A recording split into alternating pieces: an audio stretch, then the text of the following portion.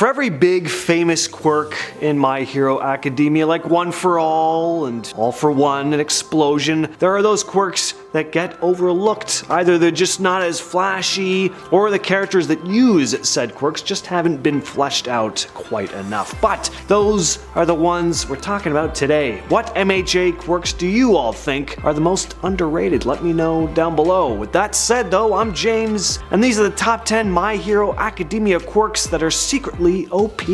And we're gonna kick off this list with Koji's Voice quirk. For starters, I love Koda. He just seems so friendly. I wish we got to see a bit more of him. I also love animals, and I have kind of always had this fantasy of being able to talk to them, so maybe I'm being a bit biased here, but I think this is a pretty cool quirk and more powerful than a lot of people give it credit for. Koji is basically the Beastmaster, crank it up to 11. He can talk to animals and, command them to do his bidding. So there are some drawbacks to this one though. If you're in a place that's totally sealed off, the animals wouldn't be able to penetrate, you pretty much have no use. And said animals need to be able to hear him. So even if there are a pack of hungry tigers nearby, there's someone with a louder sound-based ability that can drown him out, he's also out of luck. But there are a wide range of possibilities with this one. It's a great quirk for information gathering, as he can command small animals to listen in on the enemy. He can, of course, attack the enemy with an army of animals, and birds, for example, would also make for a great smokescreen, so there's a lot of options for this one. If you're liking the channel so far, don't forget to hit that subscribe button. We eventually want to hit that 100,000 mark, and I think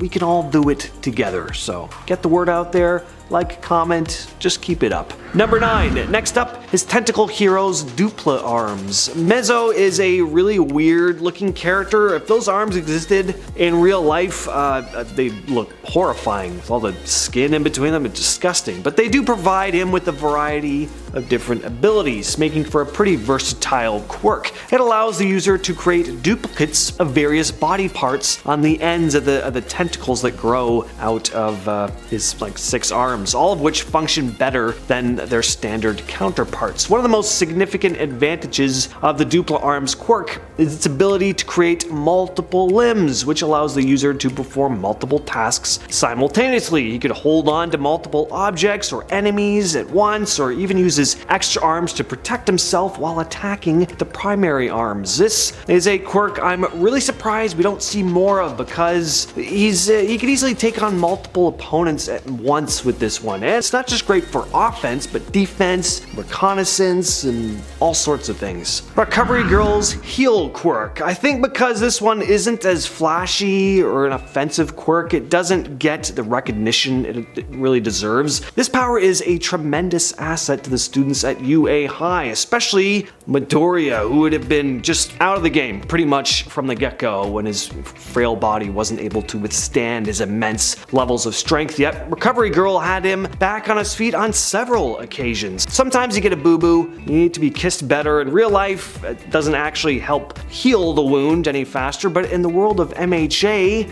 it totally can if you have Recovery Girl on your side. Her quirk allows her to just speed up her target's natural healing process just with a kiss. Sure, this one has no offensive capabilities, but it's incredibly useful. Edge Shot's Full to Body. Edge Shot is one of the best pro heroes in the series. I think he's number 4 right now. But compared to characters like Endeavor, Best Jeanist, or even Mount Lady, we don't really see him quite that much. Edge Shot can change the shape and thinness of his body, meaning he's able to fit into all kinds of hard to reach spaces. He can also form parts of his body or even his entire body into a needle-thin flat shape in order to pierce right through the enemy. And he's trained to the point where he can change shape faster than the speed of sound. So before you know it, you could have this guy's entire body pass through your heart and you'd be dead before you even knew he was in the room. Not only is he able to incapacitate or harm the enemy by coiling around them or piercing through them, but he can also stretch himself into a small thread and then enter a target's body to act as a suture and to help like close up damaged organs, so that's pretty cool too. Next on the list is Meatball. As gross and disturbing as this quirk is, and it really is gross and disturbing, it's a pretty powerful one that could definitely be given more of a chance to shine. Saiji's Meatball quirk allows him to manipulate flesh, both his own and other people's, turning them into little balls of meat. Meatballs, if you will. What makes this one extra scary is that he doesn't even need to get close to his target to roll them up either. He can do it from a distance by removing parts of his own body, expanding them, and then launching them at the enemy, where he can grab and incapacitate them, manipulating his own flesh at will from a distance. He can also defend himself by shielding himself with his own flesh. I can't really think of any glaring drawbacks to this one other than how disgusting his power looks, but that could also be an advantage. Striking fear into your opponents definitely gives you a bit of an upper hand. Creation is next on the list. This quirk belonging to Momo allows her to create pretty much any non-living object out of her own fat cells. She just needs to know the atomic structure of whatever object or material she's creating, but past that, she's really only limited to the amount of fat cells she has at her disposal. So that means a lot of eating, especially before a big battle's about to take place, which is really just another up for this one. There are a lot of 1A students that have kind of fallen to the wayside as other more prominent characters and plot lines have been introduced, but Momo has had some chances to shine on more than one occasion, which really goes to show how useful her quirk really is. We've watched her gain more confidence and learn how to be more of a leader. If it wasn't for her creating the sedative that eventually slowed down Gigantomachia, a lot of damage could have been done. Well, at least a lot more could have been done. Next up, we have Nezu's War.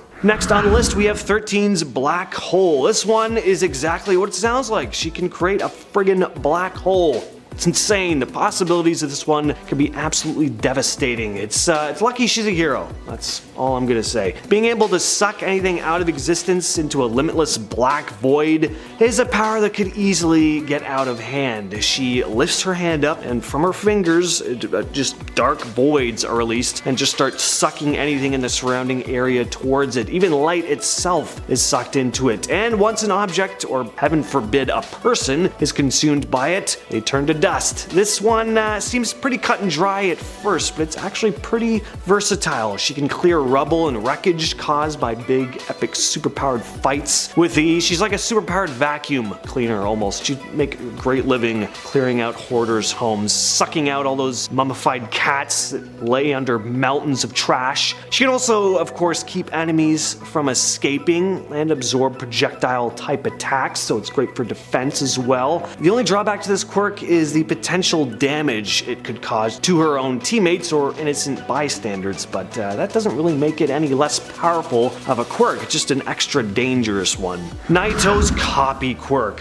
This one is kinda like a worse version of All for One, but I mean, having a less powerful version of All for One still makes you pretty powerful considering that that is regarded as the strongest quirk in the series. Naito can copy anyone's quirk just from touching them briefly. You can also hold on to multiple quirks and switch between them. So sure, there are some drawbacks. He can only hold on to any given quirk for up to 5 to 10 minutes at a time, and then he's got to touch the original user to use their power again. He also can't actually use any of his collected quirks at the same time, but I mean, hey, this one is really nothing to scoff at. It's highly versatile, especially if you have lots of friends with extra powerful quirks. This one really comes in handy. You can basically team up with anyone and borrow their power, making it double in power, and he can use his enemy's own quirks against them, which is something that not many opponents would be used to facing. Mr. Compress's Compress Quirk. Now, this is one that does get more attention than some of the quirks on this list, but I feel like it should be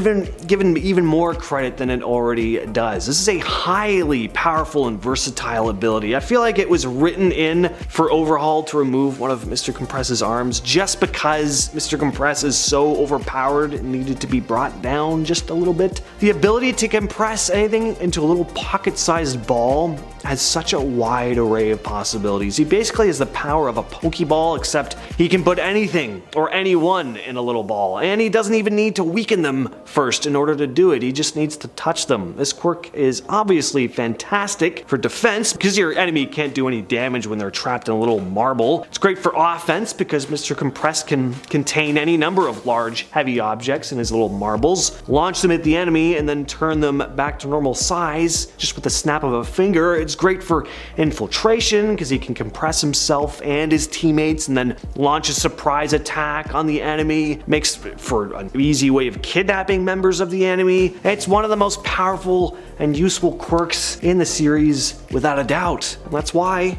it's taking that #1 spot. And we're gonna kick this list off with Yuga's naval laser. Now, there's nothing weird about lasers themselves. We've seen lasers in all sorts of sci-fi and superhero movies and shows, but it's not often we see one firing out of a high school kid's belly button. Now, I think what really helps this quirk gain its weird factor, though, is the eccentric Yuga himself. This kid may be my favorite side character in the series. I love the scene where he comes back to school after having been away, and he keeps trying to get his fellow students to ask where he's been, posing gloriously as he does so before finally getting Froppy to ask where he's been, to which he just turns the camera and says, "It's a secret." Yeah, we never find out either. He just sets out to dazzle all those around him, and trust me, I'm dazzled. More of this character and his weird belly button laser, please. I have a powerful quirk of my own. I have the ability to communicate with the subscribe button, and right now it's telling me that everyone watching this should subscribe for awesome daily anime content if they haven't already. Oh, and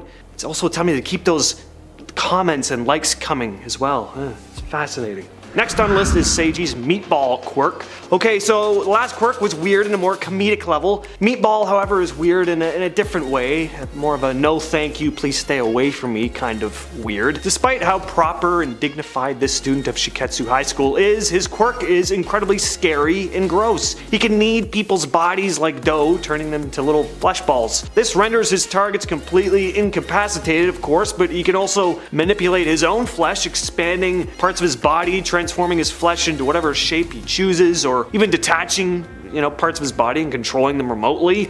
Yeah, this quirk is odd to say the least, adding a level of body horror to the series that we don't often see. I mean, there are other examples of weird body transformations in the series for sure, but this one is just particularly icky in my opinion. Coming in at the #8 spot is Moonfish's Blade Tooth. This is another quirk that's weird in that scary kind of way, both in the quirk itself and Moonfish's own terrifying appearance. He looks like a Cenobite from Hellraiser kinda. Blade Tooth allows this villain to manipulate his own teeth. He can change their length and shape, forming sharp blades out of them to attack his opponents, and can even maneuver himself around using them, almost acting as extra limbs. Now, I feel like it's pretty self-explanatory as to why this one is weird, right? I mean, the visual alone of this freak in a straitjacket suspended in the air with a series of long, jagged teeth is not only, strange, but man, does this look painful too. Just imagine these teeth holding all of your weight, and then if they snap, like we see Dark Shadow do, another quirk I'd rather not have. I'd like to keep my teeth inside my mouth where they belong, thank you very much. Whole body lens is next on the list. This quirk belonging to Tanio Takuda allows him to take lots of pictures using the multiple camera lenses that sprout from anywhere he wants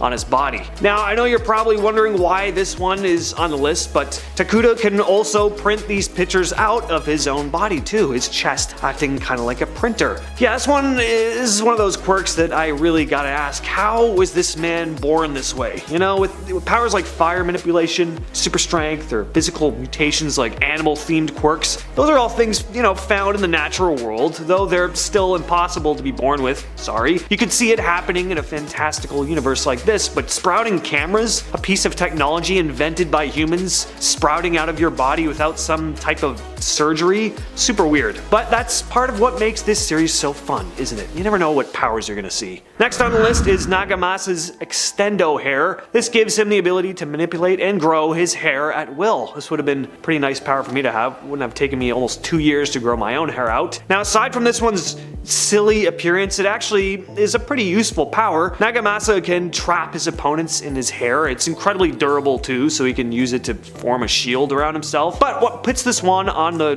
weird list is mostly this quirk's appearance. He looks kind of like a big mop or Cousin It from the Addams Family. In at number 5 is Hantasaro's tape quirk. Yeah, he shoots tape from his elbows. What of it? Suffice to say, this is a weird one, but it's useful too. Zero can restrain enemies, use his tape to swing around like Spider-Man, which for some reason is a lot stranger than Spider-Man's webbing. I mean, sure, Peter Parker creates his webbing, it's not coming from his actual body, but even if it did, it would be less weird than tape.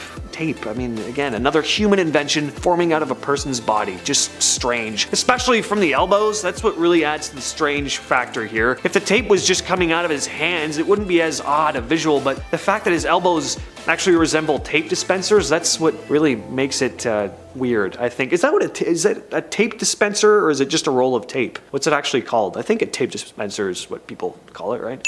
Pop-Off takes the next spot on the list. This sticky quirk belonging to UA's lady-obsessed, lewd weirdo, Mineta, we'll just go with that description, allows him to create sticky purple balls that he can pull off his head and use. Aside from the odd nature of this quirk, Mineta also quite a bizarre sight to behold himself, isn't he? He's like a little grape boy. Now, his quirk is usually used to assist his teammates, not much offensive power with sticky purple balls, but they're okay at trapping or at least slowing down an enemy. He even uses them as a shield, so that's nice. His quirk seems like it could be painful though, as when Mineta pulls off too many spheres in a short amount of time, his scalp can start bleeding. As much as I like the weird stuff, this one is, again, one of those quirks I wouldn't really want to have. Coming in at the 3rd spot is Best Jeanist's Fiber Master. Now, despite how strange this quirk is, it's actually quite useful too, as Best Jeanist is the current number 3 pro hero. His quirk allows him to manipulate fabric, both his own and the clothing of those around him. Working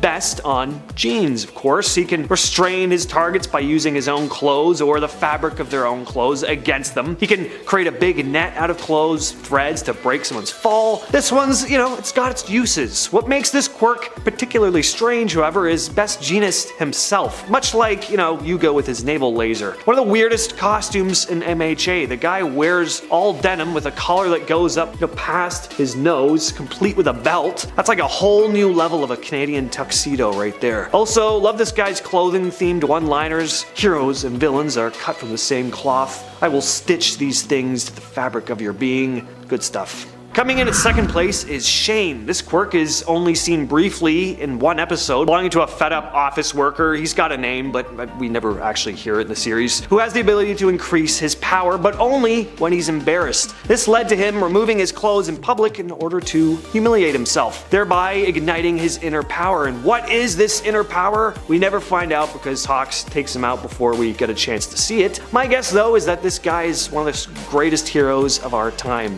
most likely, probably. Honestly, I like to think that this guy doesn't actually have any power at all though, and just kind of likes humiliating himself. Either could be true, hopefully he gets his own arc. And coming in at the top of the list is the comic quirk. This one is about as on the nose with the superhero comic book inspiration as you can probably get. The kid literally has the head of a speech bubble. His first name is Manga, but I don't think that's referencing anything really. So what's this quirk do? Manga, or Comic Man, honestly, if your first name is already Manga, why even bother picking an alternate superhero name at that point? Has the ability to yell out onomatopoeia that actually function in the real world for what the word represents. So for example, if Manga yells boing, the letters will form as a bouncy platform he can bounce on. Now, how did the power of comics manifest in this kid's DNA and cause him to literally be born with a speech bubble for a head? Was a comic book infused with some sort of magic and then infused with one of his parents' DNA? These are the important questions I ask myself every morning when I wake up. Am I a better person for it? Yes. I think I am. And we're kicking off this list with Yuga's naval laser. Yeah, it's lower on the list because it's not completely useless. I mean, it's a freaking laser after all, and lasers are just cool. Plus, Yuga's can cut through concrete, which is certainly nothing to scoff at. The problem with this particular quirk though is that it's not very easy to control, and he can't use it for, very long periods of time. He has trained to offset the negative effects of his quirk though, and that's why this one isn't higher up on the list. Throughout most of the series, Yuga just didn't really have a whole lot to do with this one though, and seeing as he loses control of his bowels if he overuses it, yeah, that's a pretty big drawback in a fight. Hey, don't forget to leave your comments down below and subscribe to this channel if you haven't already. We have lots of anime content coming your way, so don't miss out. Alright, on to number 9. Next on the list is Psycho's IQ quirk. Now, you'd think gaining enhanced intelligence would be a pretty useful power to have, and in theory it is, but as we see in the series, it didn't amount to much, and the method for activating it doesn't make it the handiest quirk in a pinch. Psycho can enhance her already high level of intellect from drinking tea and then closing her eyes to think. The level at which her IQ increases is dependent on the type of tea that she drinks. Now, in the middle of a fight, this one is basically useless. Nobody's gonna let you stand there, drink tea, and then close your eyes before attacking you, and even if they did let you go through that sequence, having a higher than normal IQ isn't gonna really do much against an opponent who could just like overpower you. This quirk is good for strategizing and assisting your teammates though, and it helps that Psycho is actually, intelligent even without using her quirk. The problem is the strategies she comes up with are not entirely foolproof. She doesn't become like clairvoyant or anything, she's just very good strategizing. As we saw with Momo, however, her unpredictable quirk made it almost impossible for Psycho to come up with a solid plan of action against her.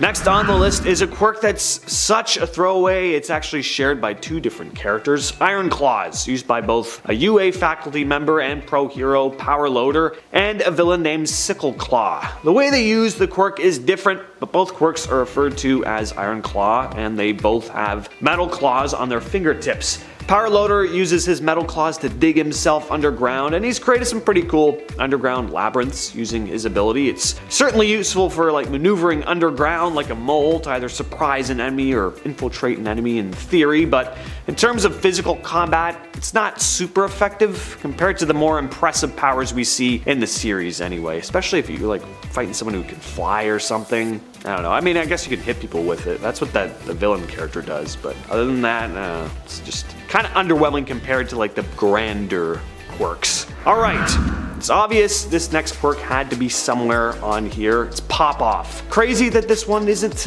number 1, right? Well, it's definitely the most famous of the not so fantastic quirks in the series, but it's actually by no means the least useful. Mineta, on the other hand, would probably be at the number 1 spot if this were a list of the worst characters. But yeah, we all know what this quirk does. Mineta grows sticky purple balls from his head, which is generally used simply as an accessory to help the other heroes out in, larger maneuvers to take down an enemy. On its own though, this quirk doesn't really do much. Maybe if Mineta wasn't so distracted by all the stuff he's distracted by, if you know the show, you know what I mean, then maybe he could actually focus his energy into becoming a more capable hero, but as it stands, that just isn't really the case. Next quirk on the list is Gurena's Muddied. This one can be kinda useful in theory, but it's just kinda underwhelming. Muddied allows this villain to temporarily muddy people's minds so that the last 5 minutes and following 5 minutes are unclear. Now I say unclear and not completely erased because that's exactly what this quirk does. It just makes his target's memory a bit foggy for a bit. Big deal. I feel like my memory is always kind of foggy at the best of times. This would be a minor distraction, but during a fight it wouldn't really do much. Being slightly confused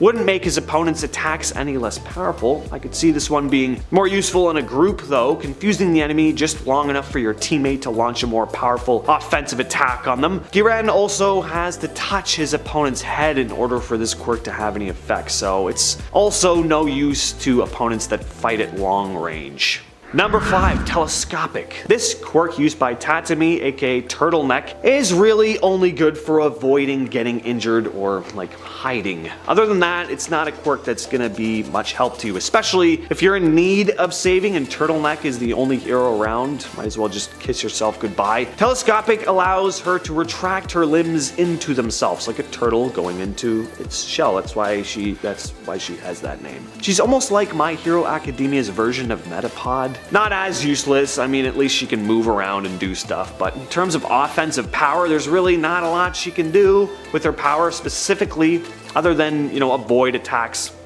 by quickly retracting her limbs. Makes her a bit of a harder, of an opponent to hit, but it's not like she's reduced to a minuscule size so you can't see her at all or anything. Plus it takes her a bit longer to unretract, which could make her actually even more vulnerable to, further attacks. Next on the list is Bubble Girl's bubble quirk. Now look, don't get me wrong, I'm a big fan of bubbles, whether it's bubbles from Trailer Park Boys or the round floaty things we typically think of when we hear the word bubbles. Number 3, shame. This quirk held by the disgruntled office worker named Teruo Hazukashi gives him the ability to, well, we never really find out what his ability is exactly, other than it increases his power. And in order to trigger this power, he needs to feel a negative emotion, that being embarrassment. So we see him disrobe in public in order to power up and attack his office building before being promptly dispatched by Hawks. It's a funny scene that really sent my mind down a pointless rabbit hole, which doesn't usually take much. That would probably be my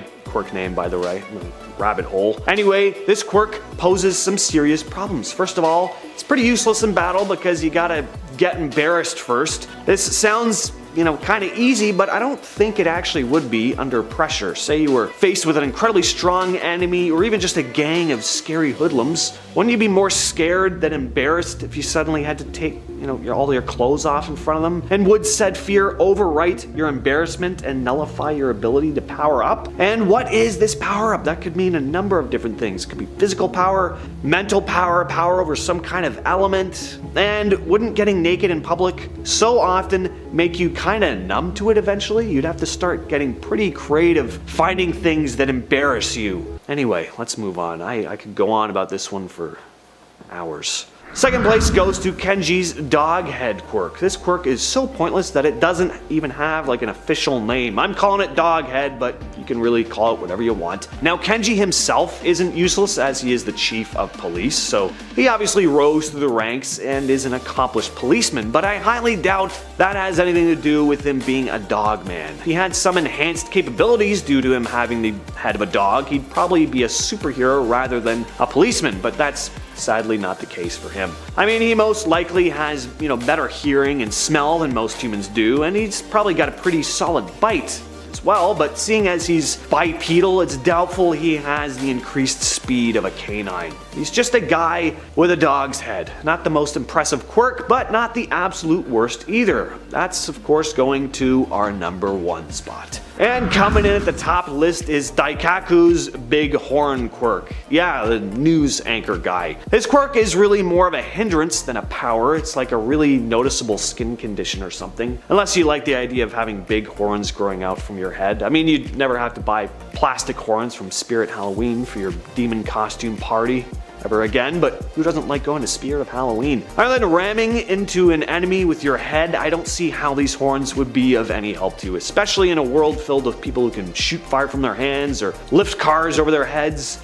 Now, to be fair, we don't really know much about this quirk other than what it looks like, but seeing as this guy turned out to be a news anchor rather than a superhero, I think it's pretty safe to say his horns don't really offer much, other than making him a pretty recognizable news anchor. Who knows though, maybe he's just the strongest character in the whole series, but being on the news was always his dream. And we're gonna kick this list off with Kanoko's mushroom quirk. This one is exactly what you'd expect. She can grow mushrooms at will. They can grow on virtually anything, any surface, and even the human body. But they work better in a human environment, because, fungus. This one is kind of gross when you think about it. Anyway, these mushrooms aren't completely useless, as we've seen her use them to choke an enemy or obscure the enemy's sight or even just overwhelm them in general. The problem with this one is that Kinoko doesn't have much control over this quirk. The mushrooms will just continue to spread. It can harm her teammates unless they're sterilized with an antifungal spray beforehand. The glaring issue here is that unless prepared for battle, like we saw with the assault on the Gunga Mountain Villa, this quirk is dangerous to her teammates or even worse, innocent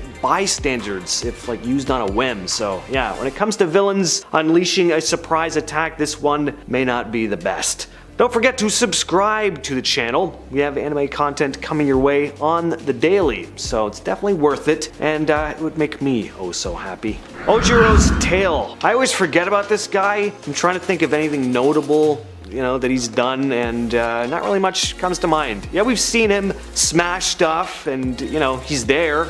He's in the fight, but his quirk is just kind of meh, you know, he's got a big muscly tail. There's not really much more to it than that. This one is making the list mostly for just being kind of boring. The way he uses his tail is how you'd imagine a superhero would use his big tail. He smacks the enemy with it, combines his knowledge of martial arts with it to perform fancy attacks like whipping it through the air. He can also hit the ground with it to help propel him through the air, which is pretty cool, I guess. Overall though, this quirk isn't useless by any means. It just isn't all that interesting in itself, and seeing as we haven't really got to know this character much, it just makes him kind of forgettable in general. Next quirk on the list is Spinner's Gecko quirk. Before All For One granted him 2 additional quirks, Spinner was not all that impressive with his lizard abilities alone. This guy is kind of like Toad from the X-Men. He's just kind of there sometimes. He looks like a lizard and can climb up walls. The climbing up walls part was probably, his most impressive part about him, but outside of that, he didn't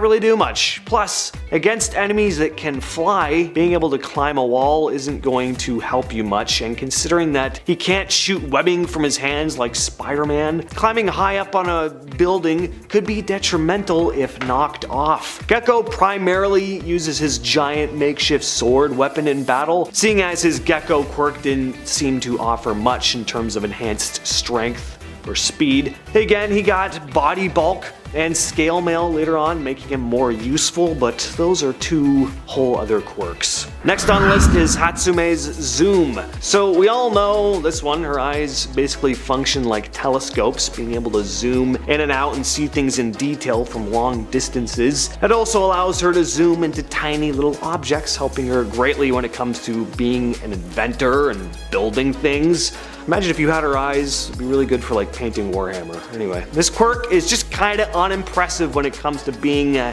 hero though. I mean, sure, she can see enemies coming from far away, but this is an ability that can be mimicked. But just, grab a pair of binoculars. Just have Momo or create a pair of binoculars if you don't already have them on you, and then you're golden.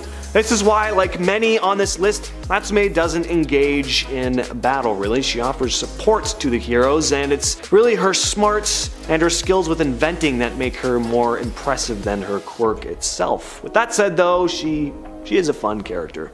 Number 6 is Good Ear, used by Selkie's sidekick Sirius. There's a very good reason why Sirius is just a sidekick, because this is very much a support type of power rather than one that functions well on its own, which is not a bad thing, but again, when we're comparing these quirks to some of the more powerful ones in the series, it can easily fall short. Good Ear allows Sirius to hear high frequencies that humans aren't able to, so this means she can communicate with Selkie, who has seal-like abilities, using all those little clicks and stuff from underwater.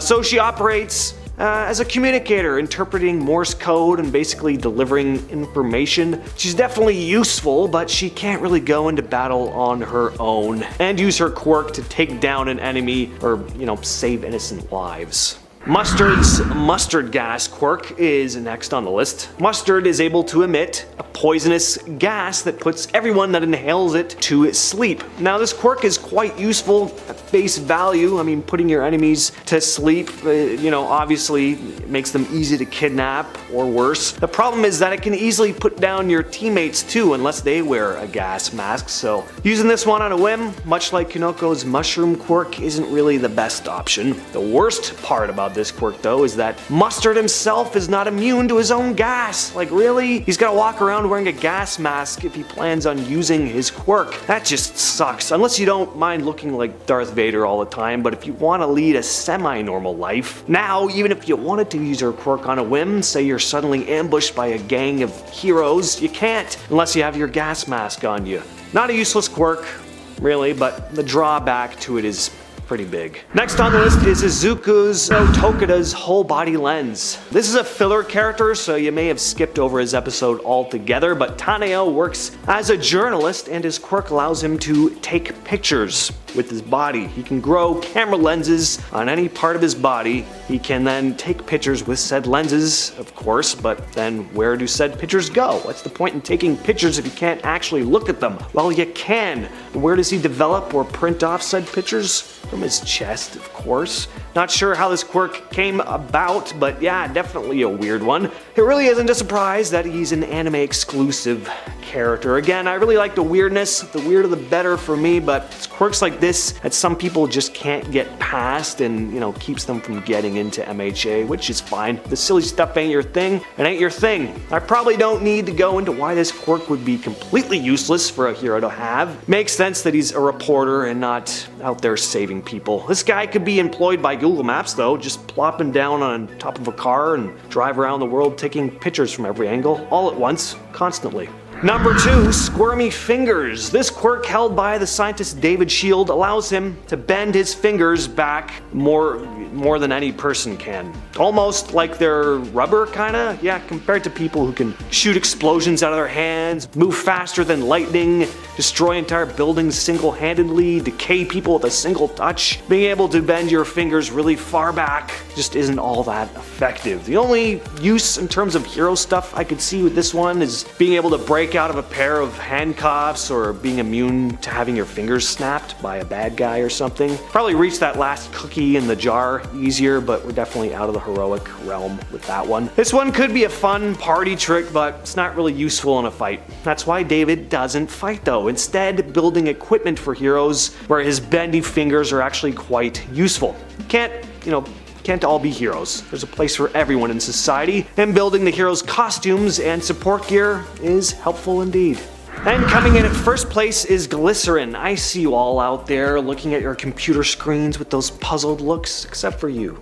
I think you know what's going on. Glycerin is Bakugo's mom's quirk, so if anyone remembers, Mitsuki Bakugo secretes glycerin from her skin, which doesn't do anything other than keep her skin moisturized, so she looks great. That's really, the extent of this one. Now, would this be an awesome quirk to have in real life? No doubt. Who doesn't want to have nice, moisturized, youthful looking skin all their life? But if I lived in the MHA universe, this isn't the quirk I would want to be born with. You can't use it to defend yourself or even attack an enemy unless you're trying to overwhelm them with your good looks. Only use I could see for this one would be starting your own line of skincare products and conning a bunch of people into buying them in hopes that they can look just like you, but that wouldn't be very nice. Not that this family really specializes in being nice anyway. The one good thing this quirk did do, other than giving her flawless skin, was create Bakugo's explosion power due to the combination of her glycerin with her husband's acidic sweat quirk. Alright, so we're gonna kick off this list with Deku versus Muscular. Definitely had to include a fight from the forced training camp arc on here. There were a lot of fights going on. This fight actually saw Midoriya protecting a young, innocent life in the form of Kota, giving the young hero a taste of what being a hero truly means. And on the flip side, Kota's jaded outlook and negative view of heroes is broken when he sees how hard Deku fights and what he's willing to sacrifice in order to protect him. Deku was getting absolutely trounced by Muscular, who was just overwhelming the hero with his incredible strength. Eventually, Deku was being smushed into the ground, just being enveloped by the villain's ever-growing muscle. Really disgusting to look at, really. And he almost completely gave up, but he was spurred on by Kota's attempt to save him, and Deku dug as deep as he could and found the resolve to keep fighting, going all out and sacrificing his own body to land an immense attack on the villain. It's just one of many turning points for Midoriya as a character. If you've been liking the channel so far, by the way, don't forget to subscribe, please. We want to get this channel to 100,000 subscribers, so we need you to help us get it done. Number 9, Stain versus Shoto, Ida, and Deku. Stain was such a creepy villain, and his ability to freeze his opponents in place after consuming their blood made for a pretty riveting and interesting fight. And there's just a lot going on here. Ida is dealing with his need for revenge after Stain nearly killed his brother. Shoto showed up to the fight and had finally decided to use his father's part of his quirk. And then the three students, they just had nothing but each other to rely on in this fight. No teachers were there to help them now, seeing as they were busy dealing with Nomu. It's always awesome seeing young characters in shonen series like this get placed in situations situations where they need to work together and watching as they rise to the occasion. Shigaraki vs. Redestro, the fight that led to the unification of the League of Villains and the Meta Liberation Army. This is a pivotal fight for the character of Shigaraki because it's here we learn of his origins and he awakens a new level of power that sees him start to truly become the main antagonist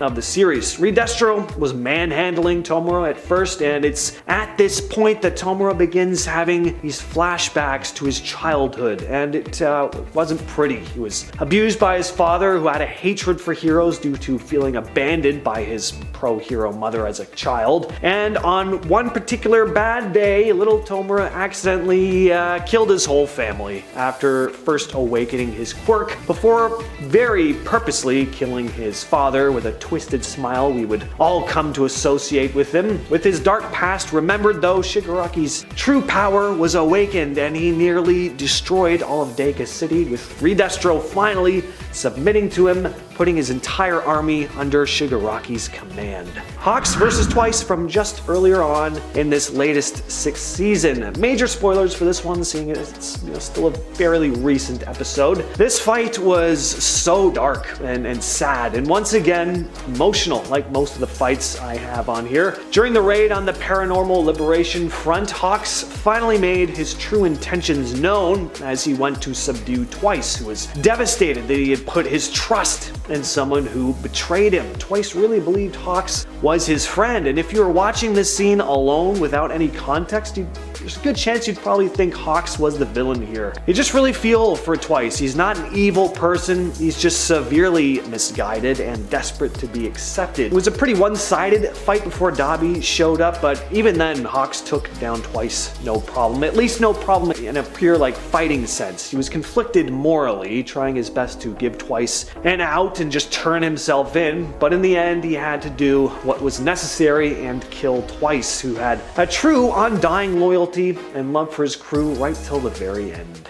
Midoriya versus Overhaul. If there's one thing we can take away from this fight, it's that the future is not set in stone. And what a relief that is, because according to Sir Night-Eye, Deku was going to meet his end during this fight. Overhaul was super overpowered. His quirk was just insane, giving him the ability to manipulate all matter, disassembling and reassembling it to his will. He had already beaten Mirio and severely wounded Sir Night-Eye, and then even less experienced Deku was now going up against him. Midoriya had trained pretty seriously up until this point, and he was definitely stronger than he was in Season 1, obviously, but he still wasn't able to use the full extent of his power without hurting himself in the process. So how is he going to defeat this overpowered villain? Well, thanks to Eri teaming up with him and using her rewind quirk, Deku was able to push the limits of One For All further than he ever had, as Eri constantly reversed the damage to his cells as he did so, allowing the young heroes to take the win.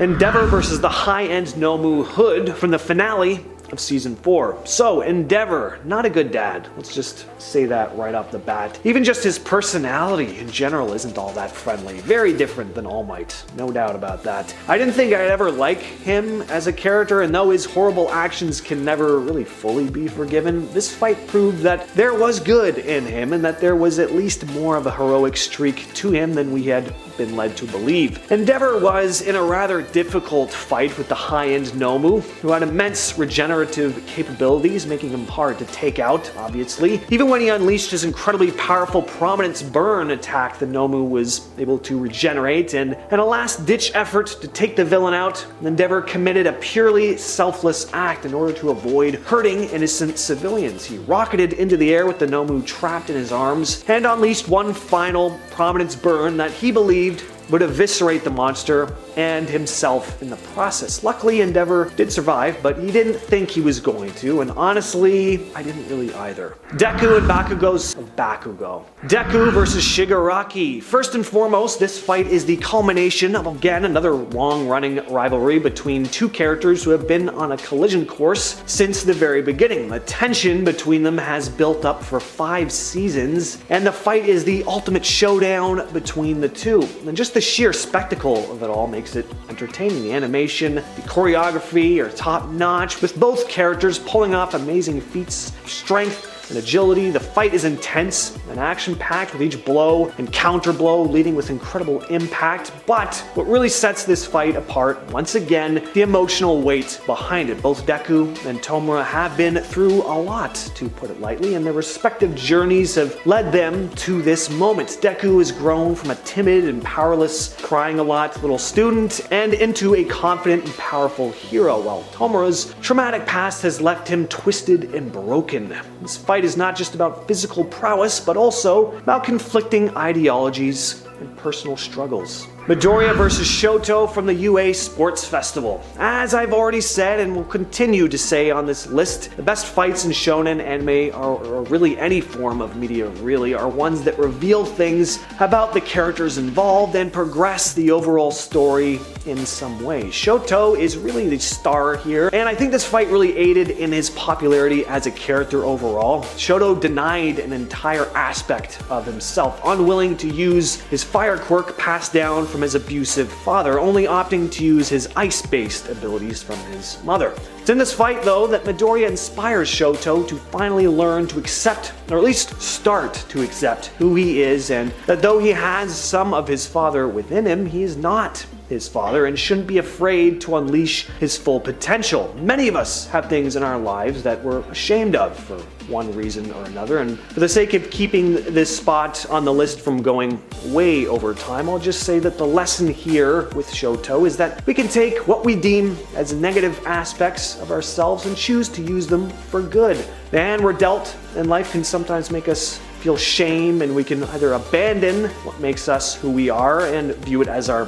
biggest weakness, or we can use it as our greatest strength. Helps that Shoto's weakness is like the ability to shoot fire out of his hands, so, you know, it wouldn't be too hard for me to get over, I'll just say that. And coming in at number 1 is All Might vs. All for One back in Season 3. So yeah, we've had larger multi-character battles since, and the powers have gotten bigger and crazier, but this fight had me on the edge of my seat. It's riveting, but most importantly, it's packed with emotion, which any good fight, once again, as I've said, needs to have. A good fight scene is like a story within a bigger story, and that's exactly what we had here. We learned so much about who these two really are deep down during this fight, and it really felt like these two had known each other for years, and that this was the culmination of their rivalry. All Might was not as strong as he used to be, and he had passed most of his power along to Deku, making his struggle to maintain his muscly, heroic physique even harder. So watching him go into battle with the strongest villain we had seen in the series up until this point was nerve-wracking, because All Might's not the main character, he's the mentor figure. There was a good chance this was going to be a Darth Vader, Obi-Wan Kenobi situation, and All Might was almost beaten. He had seemingly exhausted the last bit of his power, and his frail physique was finally revealed to the world. And all these people who had seen him as this larger-than-life, almost godlike being were now crushed. But miraculously, All Might put everything he had, the last remnants of his power, into one final attack, defeating All for one last time. This fight is the turning point for Midoriya in the series too, as All Might looked straight into the camera with his words acting as passing of the torch to his young protege. Now it's your turn. It's just amazing. Love this fight. And we're kicking off this list with Rikido Sato's Sugar Rush. Like a lot of the secondary characters in Class 1A, this kid hasn't been given a whole lot to do. He's just kinda there sometimes. Known as the Sweets Hero, his quirk allows him to increase his strength by consuming sugar. For every 10 grams of sugar he eats, he gets 5 times stronger, but only for a short period of time. 3 minutes to be exact. So this one, it certainly has its ups. I mean, like, who wouldn't want to be able to eat as much cinnamon buns as they want and get bigger and stronger from it? The problem is there are pretty significant drawbacks here. The sugar consumption makes Sato lethargic and reduces his cognitive function. No surprise there. Obviously not good. And the most obvious downside is that he needs to have sugar on him at all times in case something suddenly goes down. If you took this guy by surprise, he wouldn't be able to do anything to you until he ran off to scarf down some Skittles or something. And then sometimes you don't have time for that, right? Number 9, Cowboy's Control Horn. This character appears in the MHA spin-off manga Vigilantes. This supervillain, if you can really even call him that, was taken out pretty swiftly by All Might in just one punch, which, to be fair, it is All Might, and this series takes place before the main series, so All Might was even stronger than we see him in MHA, but it still goes to show we don't have a very intimidating villain here. Control Horn gives the user the ability to control the minds of cows. So this villain was seen threatening to trample over neighboring farms with hundreds of angry cows at his back. Definitely not a bad thing to have, and any kind of army at your back, but cows? Yeah, just much better animals to have control over. Cows can move pretty fast, faster than humans anyway, but not exceptionally fast. It's not like they're running at the speed of a tiger or anything. And I looked it up, and apparently they can only run for like short bursts. So you're dealing with this lumbering animal that doesn't have much in terms of offensive capability, no sharp teeth. They have horns. I'll give them that. Even if Cowboy's army of cows was a threat, all you need to do is snap one of the horns on his hat and his quirk stops working properly, so not that hard to take out. Next on the list is the Meta Liberation Army member Koku Hanabata, aka Trumpet, with his Incite quirk. Now, in the realm of not so great quirks, this one certainly isn't the worst, but all in all, pretty unimpressive. As the name suggests, Trumpet's voice can incite his teammates into fighting harder by boosting their mental state and even their strength to a degree, and the louder his voice, the more effective the outcome. All sounds good and well. He's basically a super-powered motivational speaker. What's wrong with that? Well, nothing really. It's just that as a quirk, this probably isn't going to be anyone's first choice, especially because in order for this one to be effective, the recipients need to view the user of the Incite quirk as a worthy leader. So they already have to hold you in high regard in order for it to work. Helps that Hanabata has strong charisma and is a powerful political leader, but for a large swath of the population, this quirk just wouldn't be much use to them unless they were able to climb the ladder of status and be in a position where lots of people looked up to them, or if you just had a few really good friends with super powerful quirks, it could be useful too. The other big drawback here, though, is that if your target is overcome by extra strong emotions like fear, or are just in a really negative state, Incite won't really work on them, which kind of defeats its purpose. Where you'd want this quirk to work best is when the chips are down and you need to give your team a good boost of morale, but not the case. Let's talk about another cow-themed quirk, the Utterly Ridiculous Cow. Doesn't get much more spot on than that. 2 puns in 1 sentence. This quirk belongs to Cow Lady, who appeared in the first MHA movie, Two Heroes, and I'm not really surprised we haven't seen her since. Just for starters, this one could have spent way more time on her name, like Cow Lady. Pretty uninspired name there. I mean, there is a history of animal-themed superhero names being pretty on the nose. Batman, Spider-Man, Animal Man, but Cow Lady, it just feels clunky, probably because cows just aren't really that cool, right? She could have called herself Beef Lass. That's a little more interesting. Get me on the writing team here. Give me a paycheck. Anyway, the powers here aren't useless or anything. She can take on a cowish form and has heightened strength and speed and horns on her head, which obviously gives her some extra offensive capabilities. But as we see, she doesn't really do much in this movie other than fail to detain 2 villains before All Might swoops in to save the day. Not much to say here other than this one's just kinda lame. Assault Dust. This is a quirk used by an unnamed kid from Masagaki Primary School. This is when Shoto and Bakugo had to try and tame a bunch of unruly school children during their hero license course. Pretty simple, this one. The user can manipulate and generate dust. This one's good for obscuring the enemy's vision, and for anyone with a dust allergy, it'd be an absolute nightmare. But yeah, basically just a glorified smokescreen. I mean, we don't see much of it in the show. We literally just see like 1 shot of the kid using it. Maybe there's more to it, I don't know, but it could be of use, especially to assist your team with more offensive quirks or to make a quick getaway. Yeah, but almost every quirk in this series has some kind of use, but we're comparing these quirks to the main ones that we see in the series, and in that regard, Assault Dust, as well as the other quirks on these lists, just don't hold up. And there are many instances where Assault Dust could be easily overcome. The dust could be burned away with fire. Any hero or villain with the ability to fly would have an advantage outmaneuvering it. Anyone with wind-based quirks could just shoot the dust right back at the enemy. Your own teammates could suffer ill effects from the dust.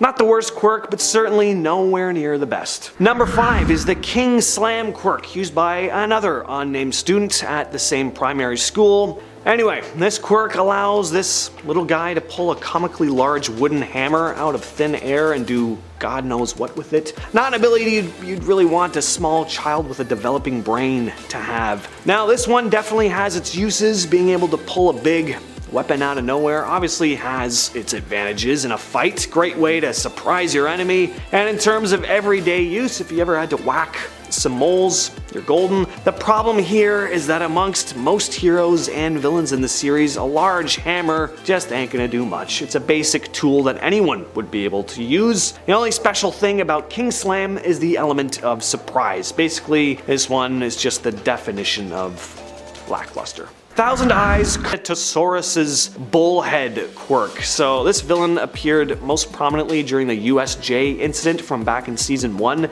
and he's really just fodder. All Might takes him out along with a gaggle of other villains without any effort at all, so despite this villain's intimidating appearance, he's totally weak. This quirk is really just his appearance. He's got horns on his head and one eye.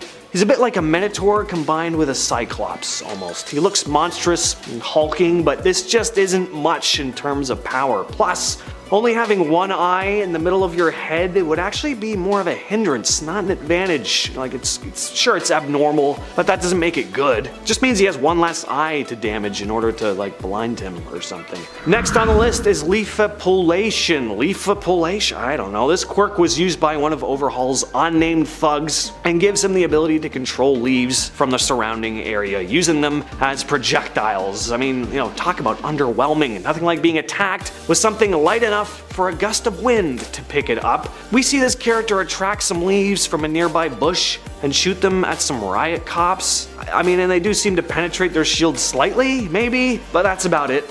I mean, they're leaves. Again, not the most intimidating thing to be attacked with. Leaves already fly in the air on their own. You just need some particularly, like, strong winds. Sucks having one fly into your mouth, but, like, you know, it's not the end of the world. Plus, it's not even like he's forming leaves out of his own body. He needs to take them from his surroundings. So fight this guy indoors, or in the middle of a lake, or in the desert, or a cave, and he's basically quirkless. It's really not a surprise. This guy is just a thug and not an actual supervillain. He'd be useful for, like, fall cleanup, but that's about it. And coming in at number 1, last and certainly least, it's Bristle, his Bristle quirk. This character only appears in the MHA Team Up Missions spin-off manga, so there isn't a whole lot to say about this kid, but that kind of says something about his quirk, doesn't it? And what is his quirk? He can harden his hair. Now, to be fair, there could be more to this than we